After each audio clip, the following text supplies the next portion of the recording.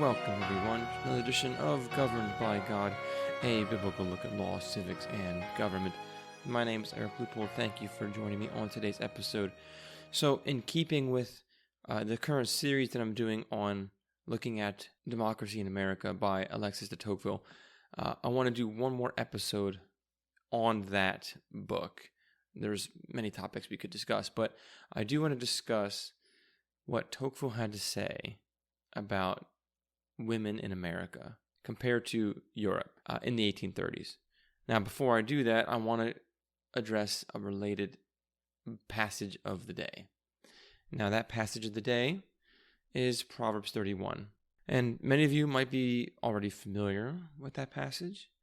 It is the woman of honor passage. But a lot of folks kind of forget the first part of that passage, that chapter. And so I want to read the whole thing. I'm going to comment on it along the way, spend 5-6 minutes or so on it, maybe more, we'll see. But I ask that you consider perhaps this earlier section that a lot of folks don't think about. So, Proverbs 31, verse 1. The words of King Lemuel, an oracle that his mother taught him. What are you doing, my son? What are you doing, son of my womb? What are you doing, son of my vows? Do not give your strength to women, your ways to those who destroy kings. It is not for kings, O Lemuel, it is not for kings to drink wine, or for rulers to take strong drink, lest they drink and forget what has been decreed, and pervert the rights of all the afflicted. Give strong drink to the one who is perishing, and wine to those in bitter distress. Let them drink and forget their poverty, and remember their misery no more. Open your mouth for the mute, for the rights of all who are destitute. Open your mouth, judge righteously, defend the rights of the poor and needy. I'm going to pause there because the next section is the Proverbs 31 woman section that is so often quoted. But a lot of folks forget that all of this entire chapter, are the words of King Lemuel. And what's even more interesting is that they were taught to him by his mother. So these oracles were taught by a mother to her son. Now her son eventually became a king, but it's interesting that she is giving guidance and wisdom to him concerning women, okay? And I think this is very important because, mothers have a very significant role to play, not only for their daughters, but also for their sons, all right? And one of the things that she's doing is the first half of this chapter, chapter 31, she is addressing how he should behave, essentially, because he's going to be king, okay? Or he already is king, but it's very likely that his mother taught him these things before he took the throne. And then verses 10 and on, the Proverbs 31 woman passage is about what a woman should do and should be like. And that's Lemuel's mother telling him that. His mother is describing to him, this is what you do, this is what you look for in an honorable woman. So what is the thing that she tells him to do? Well, first of all, she tells him, do not give your strength to women, your ways to those who destroy kings. Okay, so this is a strong argument against engaging in fornication and adultery and just giving over to your sensual desires as a man. And so she wants him, she's telling him, have self-control. Okay, if you don't, it will destroy you. And we see this happen in Scripture, not just with, for instance, King David, but King Solomon, who had so many hundreds of wives and concubines, and they led him astray to follow after other gods. He wanted to please them. He married them, and they're from other lands, other nations, but they didn't believe in the Lord. And so Solomon went on to please them, and by doing so, he himself fell into idolatry. But then Lemuel's mother, and we don't know her name, But his mother reminds him not to give himself over to drinking. Okay, not too much drink there. It's not the job of kings to do this. It's not their place to party or to get drunk or anything like that. Their job is to not forget what has been decreed. So their job is to remember the laws, remember the rules, follow the laws, and assert the rights of those who are being hurt, being afflicted. All right? Open your mouth for the mute. So defend the rights of those in need, of those who are suffering, and make sure you judge righteously. And you can't do that on the one hand if you're giving your strength to women, just lacking self-control. And you can't do that on the other hand if you're giving yourself to drinking, alcohol, drugs, lack of self. This is all about self-control, essentially, for those in authority. And then King Lemuel's mother goes into the description of the woman who fears the Lord, starting in verse 10. An excellent wife who can find, she is far more precious than jewels. The heart of her husband trusts in her, and he will have no lack of gain. She does him good and not harm all the days of her life. She seeks wool and flax and works with willing hands. She is like the ships of the merchant. She brings her food from afar. She rises while it is yet night and provides food for her household and portions for her maidens. So I'll just briefly stop there at verse 15. So she is on the same side as her husband. She does good to him.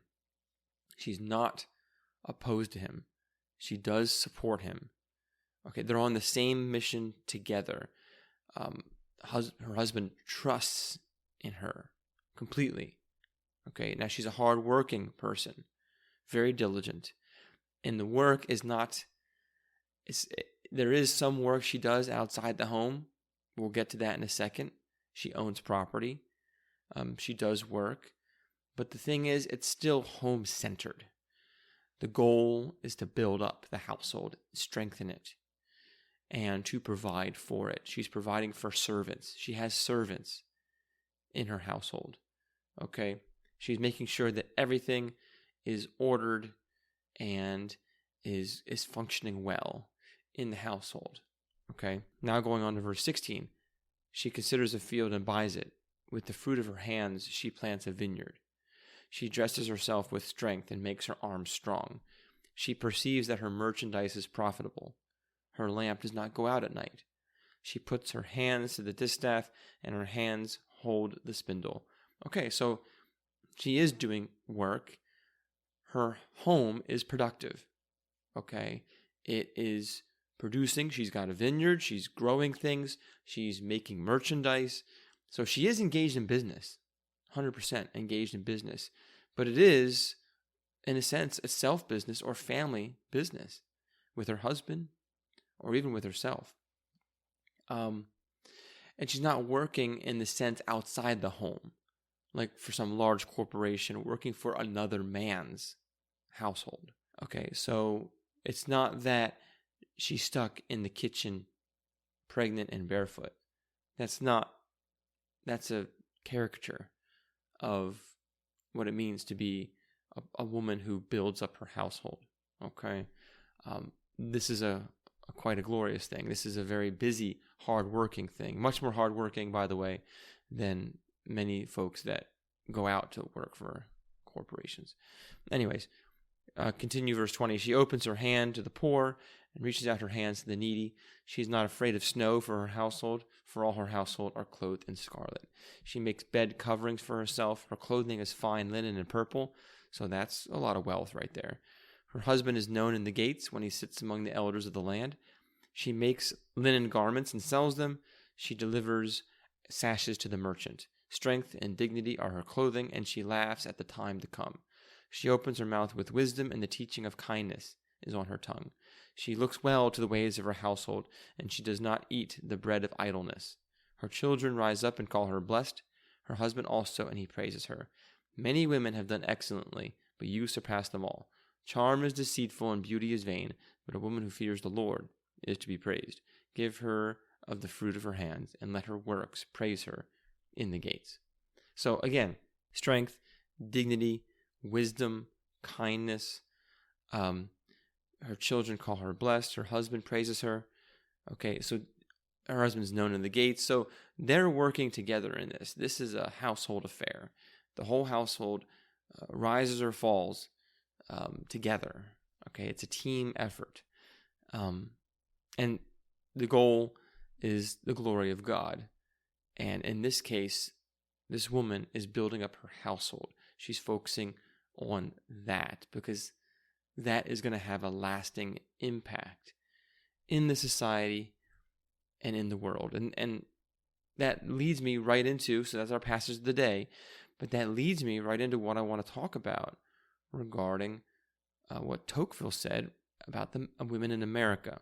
This is just a fascinating chapter of his book. It's not very long, by the way, so I would encourage all of you to read it. You can look it up. It's available free online. His entire book is available for free. And you just have to find it. But this is in Volume 2, Part 3, Chapter 12. I told you, he's got a lot of chapters, a lot of parts in this book. This is, on my version, it's page 1065. I told you, Tocqueville was a very prolific writer. I mean, this book is 1,500 pages long, and he wrote this by hand in the 1830s. It's just absolutely mind-boggling. But this guy was brilliant. Like I said, for those of you who aren't familiar with him, he's a Frenchman. He came to the United States in the 1830s. He toured all the states, north and south, and he just observed and investigated and did research on American culture, government, lifestyle, religion, everything. Now, he lived through the French Revolution, and he saw what egalitarianism was doing to Europe and specifically to France. And he contrasts with America. So here's what he says in chapter 12 about it. He says, "There are men in Europe who, confusing the different attributes of the sexes, claim to make the man and the woman beings not only equal but similar. They give to the one as to the other the same functions, impose the same duties on them, and grant them the same rights.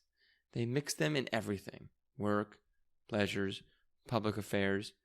It can easily be imagined that by trying hard in this way to make one sex equal to the other, both are degraded, and that from this crude mixture of the works of nature, only weak men and dishonest women can ever emerge."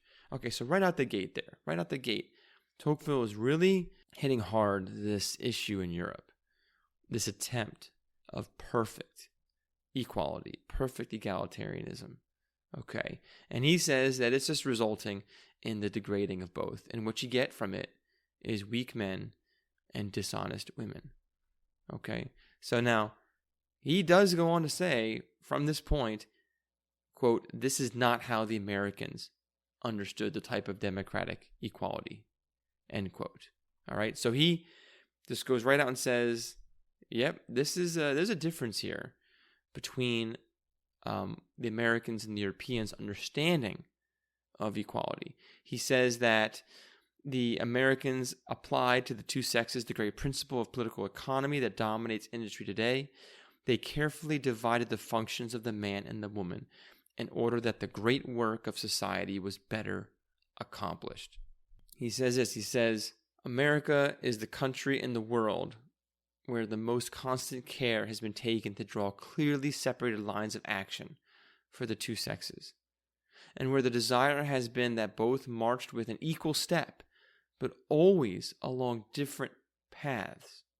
All right? So equal step, so there's that sense of value, purpose, but different paths that they're each doing different things for a singular purpose. And he says this, he says, "Nor have the Americans ever imagined that the consequence of democratic principles was to overturn marital authority and to introduce confusion of authority into the family. They thought that every association, to be effective, must have a head, and that the natural head of the conjugal association was the man. So they do not deny to the latter the right to direct his companion, and they believe that in the small society of husband and wife, as in the great political society, The goal of democracy is to regulate necessary powers and to make them legitimate, not to destroy all power. Okay, so what is he saying here? That how Americans understood democracy is not this great leveling feature that destroys all power and makes everyone individualistic, autonomous. That's kind of what's going on in Europe here. But he's saying, no, democracy is meant to regulate power. There is power, there is authority, it is necessary, and it has to be regulated. And to make it legitimate, because there's illegitimate power, okay, but there's also legitimate power. And then it's not to destroy it, though, but to contain and control it, to focus it. And that's how the Americans have understood democracy. So jumping down, I'm not going to read the entire chapter, but I've highlighted several key portions here. Here's what he says next. I seem to see, on the contrary, that they, the women, took a kind of glory in the voluntary surrender of their will, and that they located their grandeur in bending to the yoke themselves and not in escaping it. He's talking about marriage here, the yoke of marriage, or voluntary surrendering their will to their husband. That, at least, was the sentiment expressed by the most virtuous. The others kept silent, and you do not hear in the United States the adulterous wife noisily claim the rights of woman, while trampling her most holy duties underfoot. It has often been remarked that in Europe a certain disdain is found even amid the flatteries that men lavish on women. Although the European man often makes himself the slave of the woman, you see that he never sincerely believes her his equal. Okay, so here we're talking about, he asks some questions, he's doing investigation.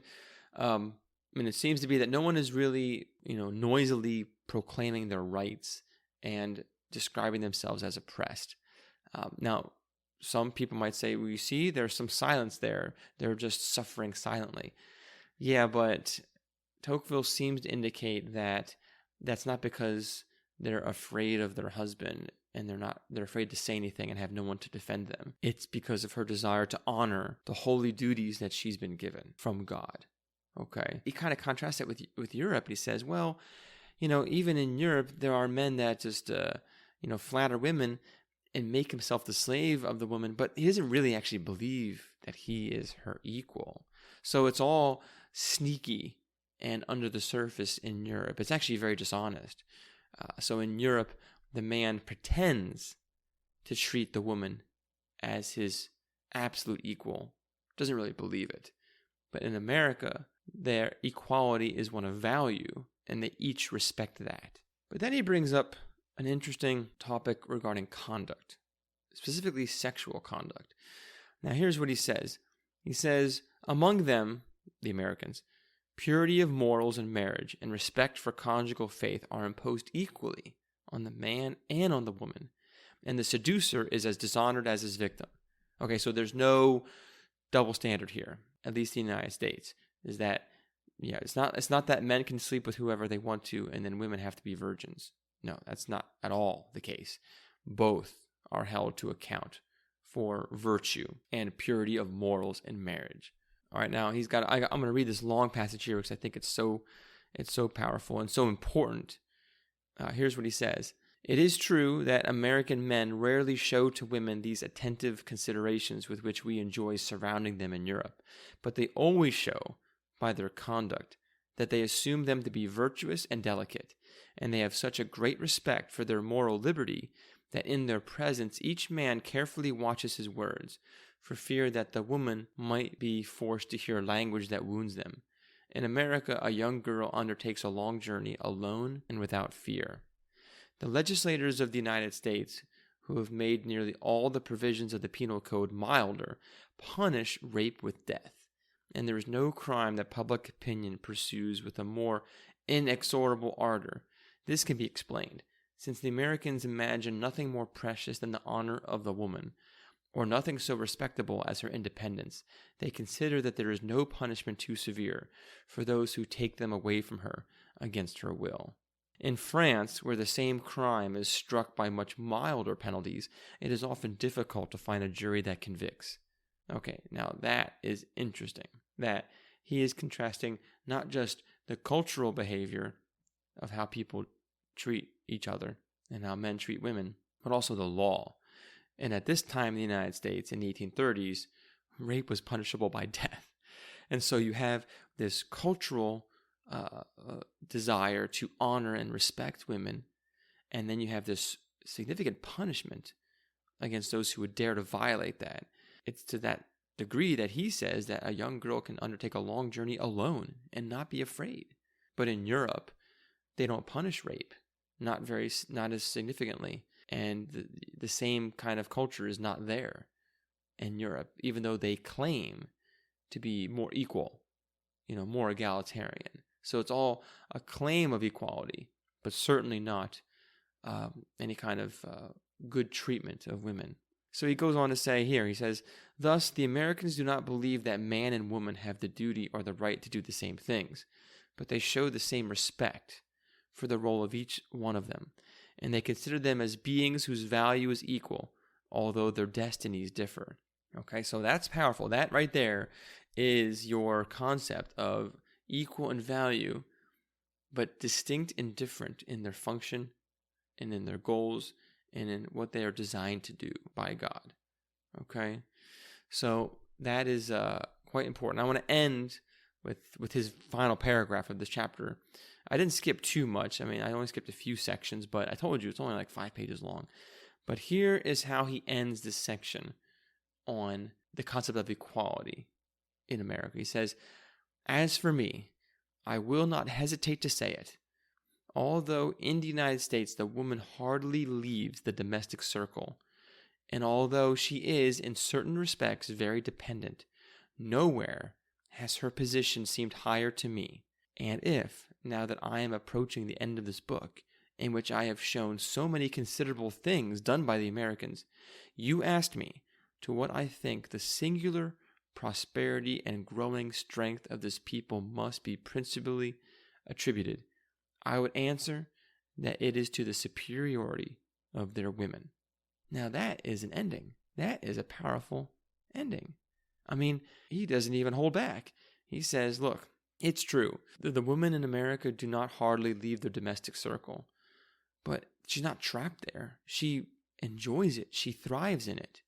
And her position is nowhere else higher in the world than in America. And he goes on to say that the strength and the success and the prosperity of America is principally attributed, he says, principally attributed to the superiority of their women. And he's not talking about superiority as in like they're just by definition better, by default, or by like genetics better than the European women. It's about their virtue and their morals and their focus, their desires and their goals, and this understanding that they can have equal value, absolutely. But they're doing what God has designed them to do. They're glorifying God, and it's leading to a harmony and a prosperity of the home, which is the foundational building block of society. So I think right there we see nothing is perfect. And I'm not trying to say that everything was perfect in the 1830s United States. And neither is Tocqueville. He doesn't say everything is perfect, okay? But he is comparing a real society, 1830s America, with another real society, 1830s Europe/France. And there's some significant differences, and there's reasons why. One claims to honor egalitarianism and equality, but doesn't actually believe it or live it out. The other openly recognizes equal in value, distinct in purposes and function. Everyone understands, everyone believes it, agrees with it, and enjoys it, and lives it out. And so there's honesty and integrity and respect in the United States. Not so in France, the place that claims to provide true equality. So anyways, I just found that section, that chapter, so fundamentally powerful that I wanted to talk about that today, and it tied very well with Proverbs 31. So I do hope that you would pick up Tocqueville's book at some point and look through it, read through it. I think we're going to take a break from Tocqueville and move on to a different historical document. I'm trying to keep a focus on historical, although I'm sure something modern might come up that needs to be talked about. But anyways, thank you for tuning in on today's episode. If you have any questions or other topics you want me to address, please email me at thegbgpodcast@gmail.com, or go to Twitter, Instagram, Facebook. Look for Governed by God. You can contact me there, and I would love to answer your questions and address any topics that you think are worthwhile. So with that, until next time, take care, and God bless.